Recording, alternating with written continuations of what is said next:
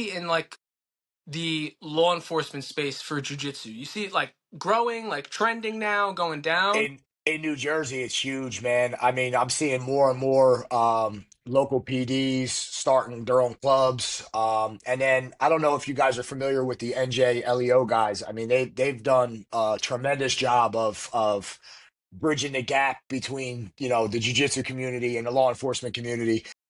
I'm seeing more and more clubs pop up, more and more open mats, more gyms, or even whether, the owners are law enforcement or not, they're willing to host these open mats.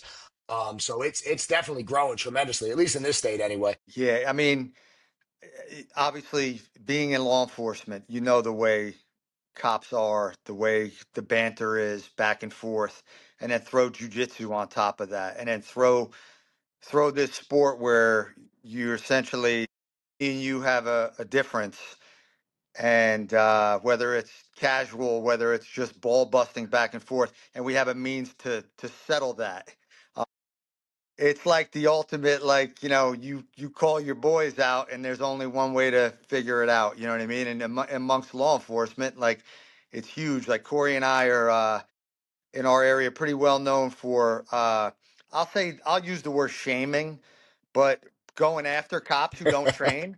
On social media, we're big on making these videos where we're not necessarily being too nice about trying to get cops to come in and train.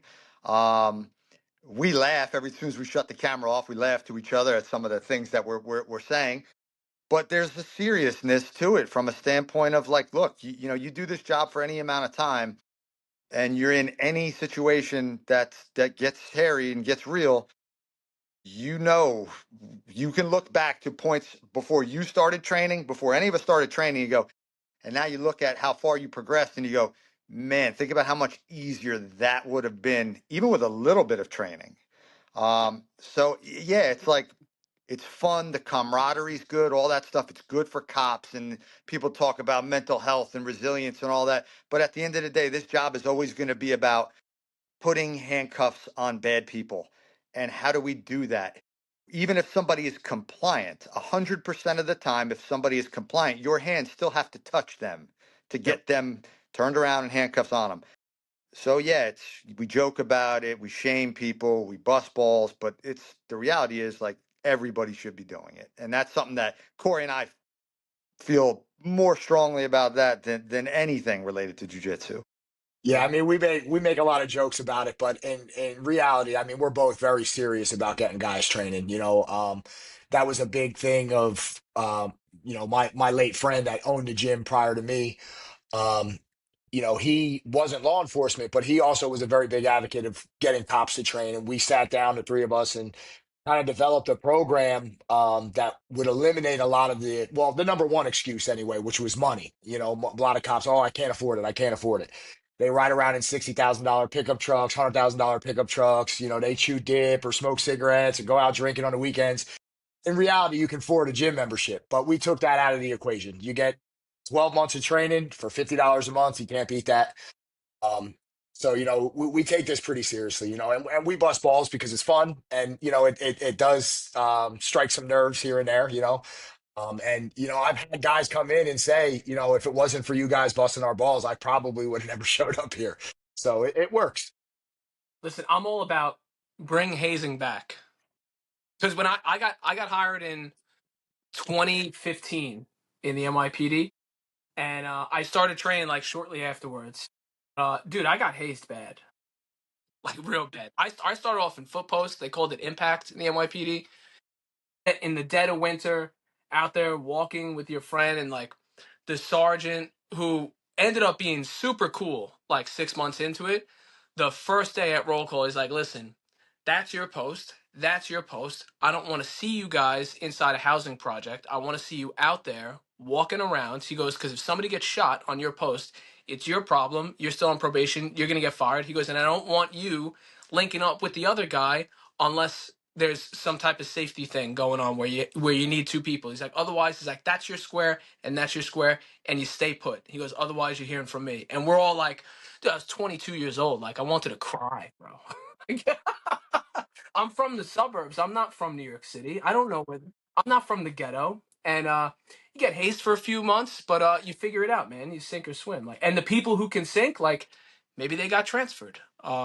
Yeah, but dude, those people like they can't really work in those areas. Like it is what it is. Look, Yeah, I think what it comes down to is no matter where it is you work, you can be in working in a prison and corrections. You can be in a town where you get maybe one call a day, or maybe you're in a suburban town where there's two cars that drive through your area for you to potentially stop or not, or you can be in the busiest environment in the world. It's going to find you one day. It will find you. Um, and yes, unfortunately, we've had people walk in that go, man, I got into this situation at work and thank God I made it home in one piece, but that could have gone a lot worse. But I'm here now. Well, that's all fine and good. We want you to come to us before that happens, Yeah. right? We don't want you to be the guy in the video that gets embarrassed and then goes, ah, well, I guess I need this training. No, let's get started before we get to that point, right? Because it can happen anywhere, it can happen anytime. You don't choose the day chooses you. And you're not ready if you think you are and just think I'm going to rise to the occasion. My adrenaline's going to take over. I'm just going to see red because we all want to win, right? We all have that personality. We wouldn't be in this job if we didn't have that personality. We all want to win. We all want to make it home in one piece. But I say to guys all the time, like, if you believe that just because you simply want to make it home in one piece that it's going to happen, then you believe in flying unicorns and dragons. You know what I mean? It's not real. But that's the reality. Like, if you're not training, you're not winning. It's that yeah. simple. And you can have the will to win all you want. If you don't have the will to prepare, it's not going to help you. You know what I mean? You gotta start somewhere. I'm fortunate. I work in the training department for my department, so all the young guys that come in, I start, beating them over the head with, "Hey, you got to find a gym, find a local gym. If you need help, I know plenty of people throughout the state. I get you in contact with a reputable gym. You'll get your little law enforcement discount. Get training, get started today. Don't wait because before you know it, you'll be 50 pounds overweight, Yep. eating donuts, eating fast food, not training, and you're gonna have to put hands on somebody eventually." And we've seen it go bad so many times. I mean, the internet, it's a beautiful thing. We can spread the word like we are now, but unfortunately, we get to see a lot of things go bad. We've all seen the videos of cops just, two, three cops trying to control one person. And it looks like Keystone cops. They're running around in circles. The bad guys running all over the place, jumping over cars and getting away. So I mean, I say it to people all the time. A white belt with 6 months of jujitsu can control most of the world's untrained population. Mm. that's Hmm. a fact. And we're not saying you have to be there 20 years, you got to be black belts like us. Like, we're not like, that's the misconception. What you need to do is just come in and get reps in and learn things, learn control, learn, even if you don't want to be a competitor, learn that self-defense based jujitsu and be able to control somebody at the bare minimum till somebody can get there and help you handcuff them. Right. It's we're not asking for much, you know. But what happens is that person that comes in and goes, oh, because Kory and I started the same way. At 22 years old, I got on this job probably with about 3 years on, said, all right, I want to start training. I want to learn stuff that's going to help me do my job better. That's how it started. And then you get there and you go, man, this is great. Like, I love this. And then it turns into an obsession and addiction, and you want to keep going and keep doing it. But again, we all started the same way. It's like, all right, I'm out in the street. I might get in physical confrontations. I got to be able to take care of myself. Let me learn as much as I can to help that. And then it's like, oh, now I want to do this every day. Mm. It's I addictive. It agree. certainly is. Yeah. What have you guys? You guys have a scenario that stands out in your head where like you've used jujitsu in the street and you're like, oh shit, thank God, man, I train. Yeah, I would say that we all have that story. I'm trying to pull it out of you real quick to see if you got a good one, or even maybe not even you, or like somebody you've trained where they come back and they're like, dude, Well, can't we like, got a we got a guy. I won't use his name and I won't use his department, but he's been around a little while. We just recently promoted him to brown belt. He got into an altercation, where there was a whole bunch of people that were trying to get involved while he was trying to restrain somebody. Mm. And he was able to take the guys back and kind of use them to shield the himself from the other people until backup arrived. You know what I mean? And it was simple. We're not talking he's hitting flying arm bars and twisting the guy up like a pretzel. He's just simply controlling him and using his body to be a shield against the other people that are approaching him. He was able to take his back so he could use his radio, look around, you know what I mean, and have a clean sight of what's going on. So I mean, that's probably the best story I can give you. We know he didn't get hurt.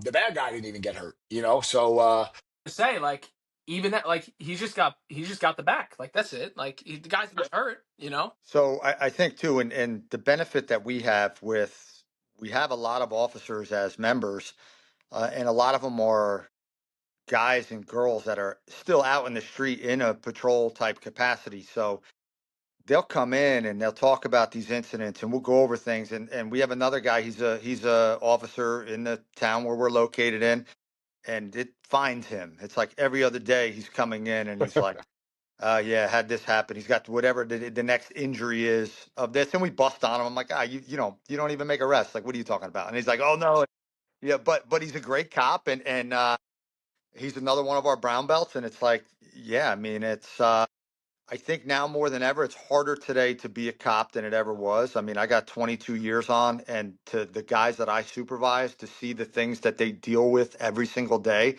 this is a much harder job today than it is from like the guys so I supervise um, an auto theft task force, a gang task force, a narcotics unit, and these are guys that are in the street every day. Our auto theft task force is dealing with stolen vehicles every day. Every day is cars getting rammed, foot chases, whatever. And I got a group of guys in that unit that train. One of them's a purple belt. He got drugged by a vehicle not too long ago. Guy actually crashes into a tree with him in the car, and the guy goes to get out and basically tries to stomp on him to get past him, and he comes up in a single and takes the guy down and controls him and handcuffs him. You know what I mean? So it's like um, they take it serious. I mean, I think when you work in environments like that and you do that type of work, like it's not long before if you don't train that you realize like, hey, it's time to start. And a lot of those guys do, and they're surrounded by guys that do. And those are close knit groups. You work street crimes, auto theft, stuff like that. Like these are guys and girls that are close with one another. And if you're the one or two people in a group that's not training, it's not going to be long before you get guilted into doing it at a bare minimum, you know? Um, so it's good. I mean, but I say it all the time, more cops train now than ever. It's still not enough. It's still not even close to enough. Yeah, I agree. It's a small world too. Like a lot of guys you train with, they'll be like, "Oh, I know so and so, this department, so and so, in that department." It's good. Surprisingly for me, it's been great networking, man. Like yeah, like you just mentioned auto theft. My squad, like my precinct is in like the richest area of the county now. So I went from like Brooklyn to like multi-million dollar mansions. Culture shock. But what I didn't realize is once I started catching cases, you mentioned auto theft. Dude, I can't tell you how many cars get stolen, carjackings, Jersey guys, mainly a lot of yep, dudes yep. come in, they'll steal the quintessential, the Range Rover, the Audis, the SUVs. They'll fly them over the bridge, and then I'll get an email from somebody from Newark or this and that, and be like, "Hey man, we found your car. It was involved in this pursuit with Jersey State Troopers, this foot chase, this thing, that thing." And a lot of guys I've trained with, especially in like my group too, like I've had so many connections, especially for like from an investigative standpoint, where I can call this guy or shoot this guy a text, and be like, "Hey man, this guy in Jersey State Troopers, or this guy help me out, or anybody down in like the ports from customs that can help me out. This car has been there for like 6 months, nobody's answered my email," and they'll be like, "Yeah man, no problem. Like don't even worry about it." So just the networking alone, jujitsu law enforcement has worked like wonders. It's incredible. So I've from the time I had 2 years on, I've done only narcotics and street crimes investigations my whole career. And I used to say all the time, like, well, and again, networking, you go all over the state, different parts of the country, working jobs, you get these connections. And I would say to people all the time, like, somebody would say, like, oh, I need a contact from such and such PD. I go, oh, I know a narc over there that I worked with over years. Now it's like I Yeah. know a jujitsu guy Yeah, there. yeah, Now it's like yeah. that's the guy I'm going to call first now, right? Because the reality is most of your proactive cops that are trained, like I don't know too many jujitsu guys that are training that aren't also proactive officers that are out in the street trying to make cases, make arrests, whatever. So it kind of goes hand in hand, and that's always going to be the first call that I make is, yeah, guys that I've met, that Kory's met from training and whatever. It's like you'll reach out to somebody, hey, you know any guys who train from such and such PD? Oh yeah, why? You looking to train? Nah, I need something done at work, but I know that's the guy that can help me get it done, right? That's such a good I haven't realized that yet, actually, that most of the guys I train with are also the active guys. Like, Yeah, they're in plain clothes, they're in narco, they're in this, they're in that. Like, sure, like more than 50% of them train or have done, like, wrestling, high school wrestling, something. Like you can depend on them, you know? sure. Yeah, I mean, if you're motivated enough to stick with jujitsu, you're probably just a motivated individual in life. You know what I mean? And even if you're not, and you get involved in jujitsu, it has a way of lifting you up and just kind of making everything in your life a little bit better. You know what I mean? Your problem solving skills go way up. You know what I mean? You just become a better human being, man. I truly love this sport. I owe a lot of my life to it. I try to give back as much as I can, and I know Eric does as well. We try to get as many of the young guys in. The older guys, it's tough, man. They're kind of dinosaurs and they're set in their ways. I try to bring some of the older guys in, and they're not having it, man. They're a dying breed, but it is what it is, man. They don't want any part of this for whatever reason. Yeah. You think it's an ego thing? I think so, man. I think, it's one of those things where like, if you've had a good career over 20, 25 years, whatever the case may be, and you're like that go-to guy and you're the quote unquote department badass, and then you go to jujitsu and you're getting humbled by 14-year-old kids, you know what I mean, that have been doing it since they could walk. And it's kind of hard to be the nail in that sense, you know? There's pressure though, for sure there is. I mean, and I think like I say it all the time. Like when these guys gave me a black belt, the first thing that it did was make me want to train more because I'm like, okay, so I'm wearing a black belt now, so I don't want anyone to ever drop in, train with us, and go, wait a minute, that guy's no black belt, right? Like that's number one. Number two is I don't want to let these guys down. And then number three, the pressure is, well, people know it. So now I got to go to work and something Yeah, happens yeah, at yeah. work and then people now are looking at you, right? So it's like, I've never trained harder than I have the past 3 years because it's like, man, the pressure's on and I'm 45 years old, and Kory's not too far behind me. So it's like, when you talk about the older guys, it's like, well, we take pride in the fact that in our 40s, we're doing it the same way that we were in our 20s. If anything, we're doing more because maybe it's ego for us now, right? Maybe it's like, hey, we got to keep up with all these young guys. Like, oh, you got the comp purple belt that comes in and trains. Well, he needs rounds. All right, well, we gotta help this guy get ready, and we're not going to take it easy. And now I know he and I don't say it like. We taunt the guys in the room, and he and I are constantly looking at the young guys that are sitting out, going like, hey, if the two old guys here are not taking a round off, what are you doing? But I know when he gets in his car to drive home and I get in my car to drive home, we're like, what are we doing? Yeah, yep, Um, yep. but yeah, it's pressure for sure. But I think about it like, look, this job doesn't care that you're towards the end, that you're close to retirement, right? This job doesn't care that you're on the way out, or maybe you have your career is not as active as it was, or you have a little different role now than you used to.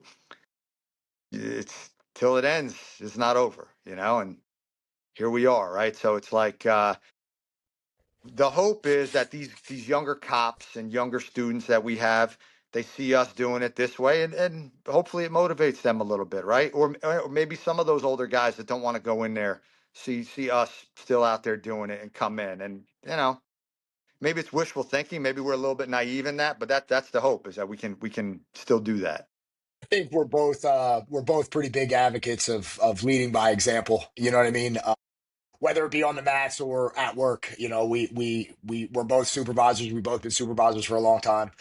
And I try to motivate even some of the younger guys when they get lazy. I try to keep them motivated. That's why, me and Eric are in there. We're training hard. We're doing competition rounds with the competition team.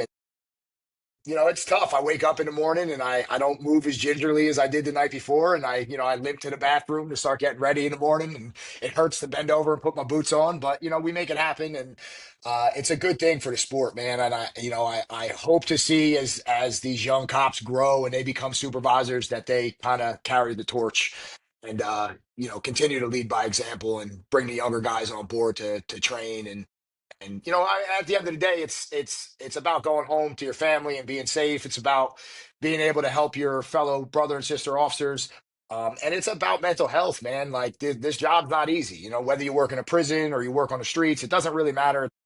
It's taxing on your mental health, and if you don't have some sort of outlet, what happens? You spend your time at the bar, you spend your time at home on the couch with a bottle of scotch, or worse. You know what I mean?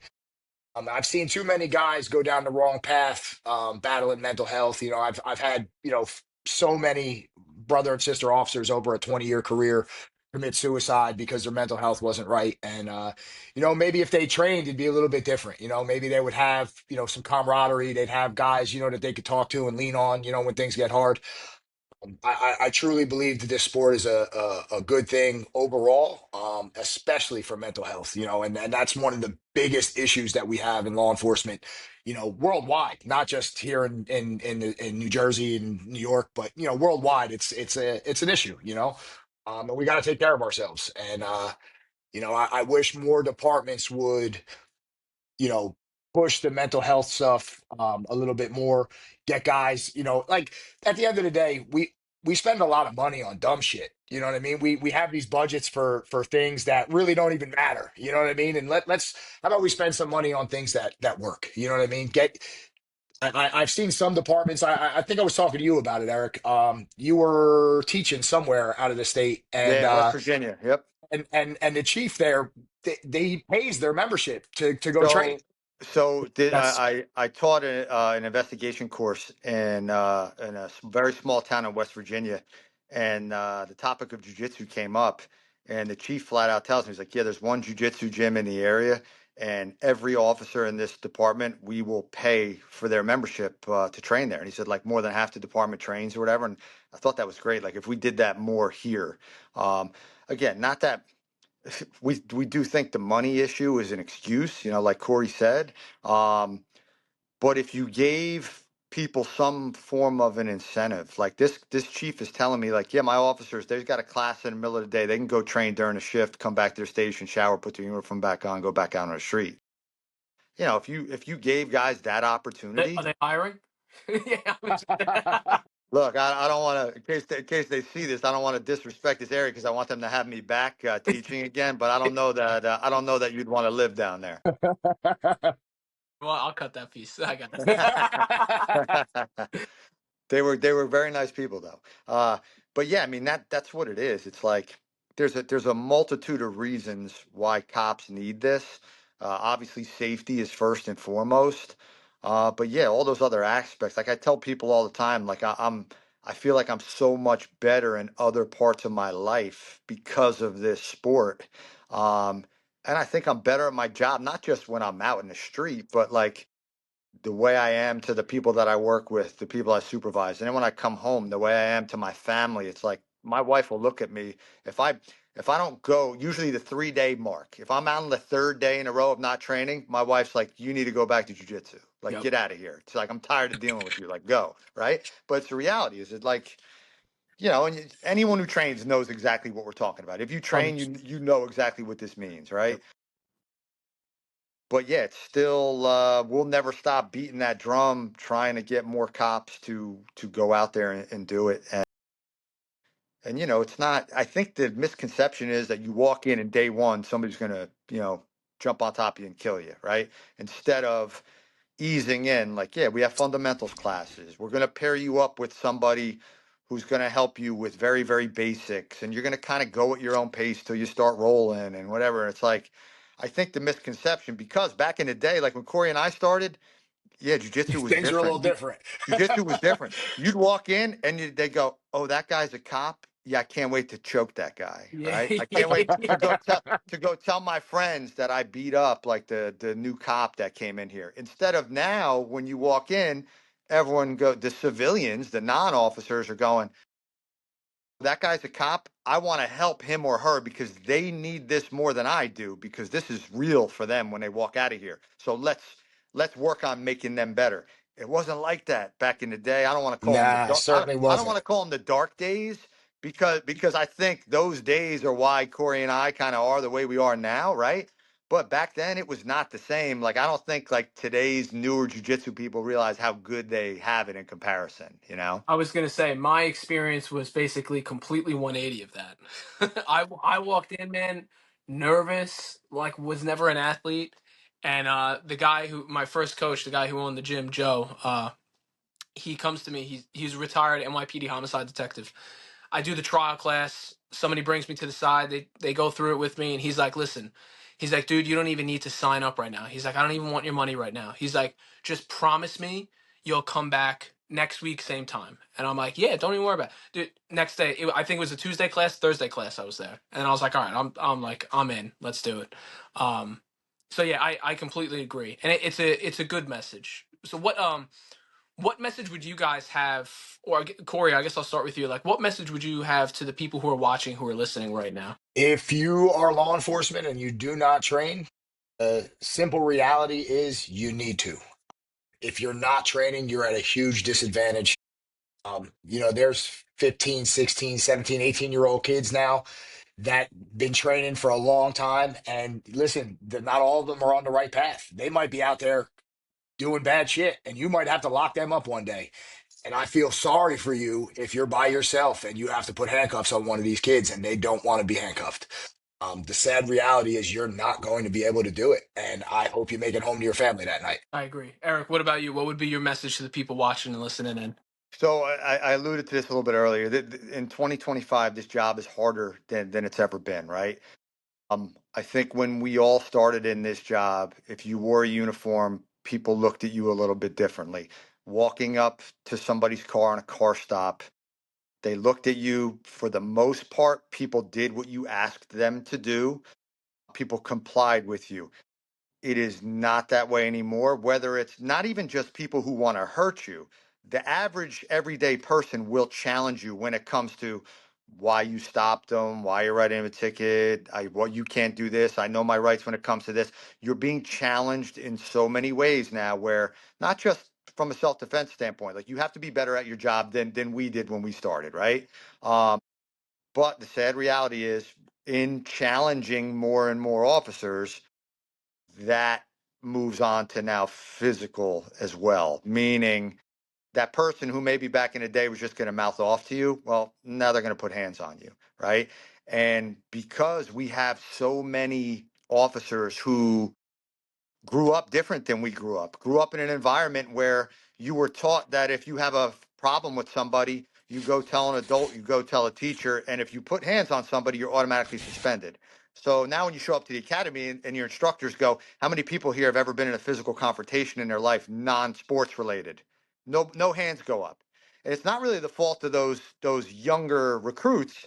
It's because they grew up in a way where they were taught to, hey, we resolve conflict differently. You don't do this, you don't do that.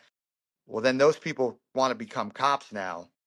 And there's a whole nother world out there that grew up different than that. And they're going to challenge you. And if you're not training, you're not ready for that situation. I tell people the worst feeling you will ever have in this job is when you ask somebody to get out of the car to place them under arrest and they look at you and they say no. And then there's that pause where it's like, okay, now what? And if you're not ready in that situation, well, you're going to be in some trouble. And if you make it out of that situation in one piece, you got lucky. That's what it comes down to. The only thing I cared about as a young cop was how big do I look in my uniform? Because I want people to look at me and go, oh, this guy's big, he's in shape. I don't want to challenge him. Until I took my first jujitsu class. Until a kid who's 16 and plays video games all day and lives in his mother's house climbed up on my back at 135 pounds and choked me. I go, oh man, all the weights in the world. I don't care how much I bench press. It turns out it means nothing. Yep. And that's what That it is is. that is a fact. Yeah, all these guys that are in shape with the CrossFit and everything, and that stuff is all well and good. I'm a believer in that stuff too. But if you're not training in some form of grappling, you're not going to be able to burpee your way out of getting somebody out of a car or, getting handcuffs on somebody. You're going to need to For know how to sure. control them. And benching 400, 500 pounds isn't going to help you either. There's little guys out there, there's little girls out there that'll twist you up in a heartbeat. So you need to train. Um, and you need to do it consistently. Like we spoke about earlier, the departments in this state are doing a very good job on implementing grappling into their programs. But it's not enough. The 2 weeks that they give you in the academy, simply not enough. You can't be good at anything in 2 weeks. It took me longer to how to tie my shoes when I was a kid than to control somebody. And then most departments don't even have a refresher. Here in New Jersey, we're starting, the Attorney General started making it mandatory that everybody gets a defensive tactics refresher every year. But it's Awesome. 8 hours, which is 4 hours of classroom time and 4 hours of mat time. And the 4 hours of mat time is kind of just going through the motions. Like, hey guys, you remember this from 20 years ago? You know what I mean? And it's just not enough, man. And what I like about it is it kind of opens people's eyes to the fact that they don't know what they're doing.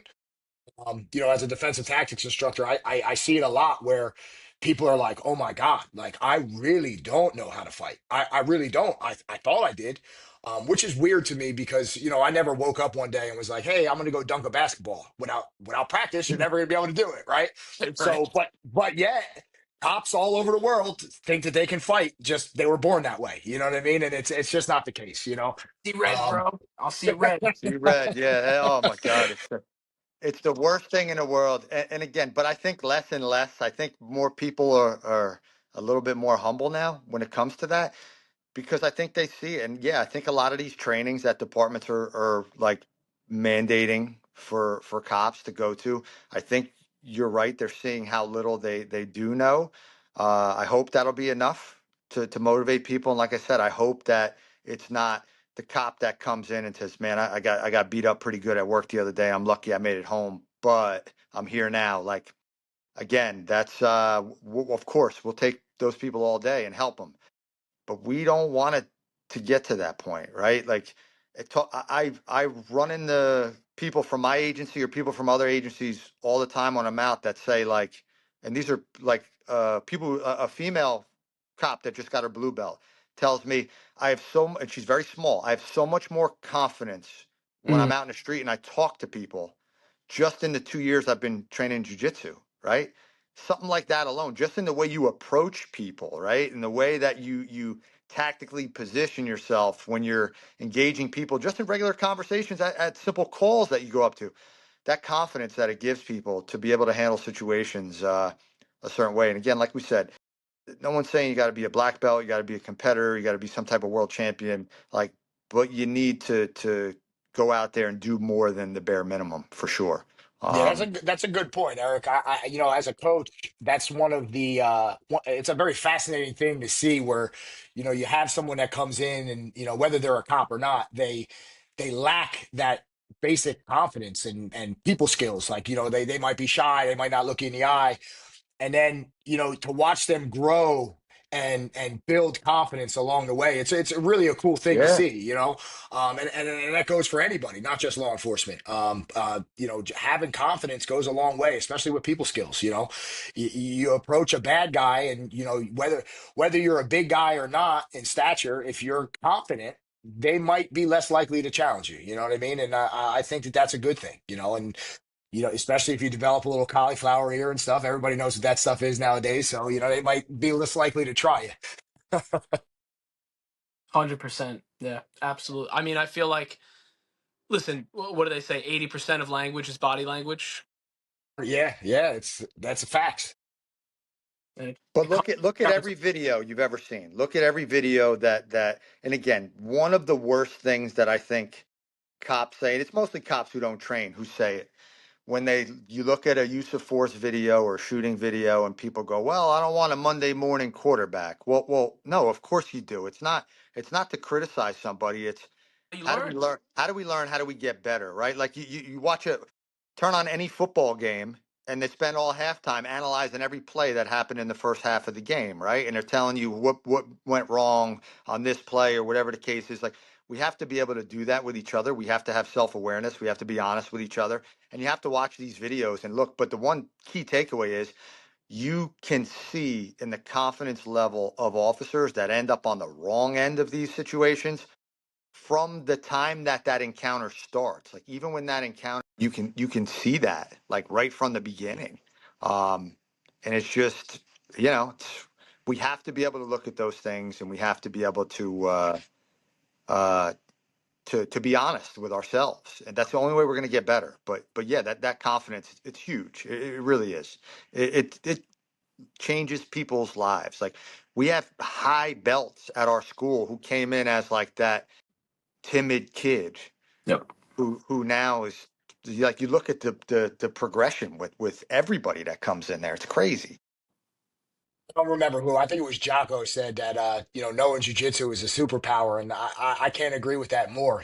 Just you walk into a room full of strangers, you know what I mean, and you look around the room and you're like, you know what, I'm not afraid of any of these people. You know what I mean? I'm confident in what my abilities are, and I've been doing this long enough where my body kind of takes over. I don't really think when I'm rolling. My body just does what it does. And that is a huge, huge, huge confidence booster, man. It really is. 100% agree. Listen, guys, this has been. I feel like we need a part two. But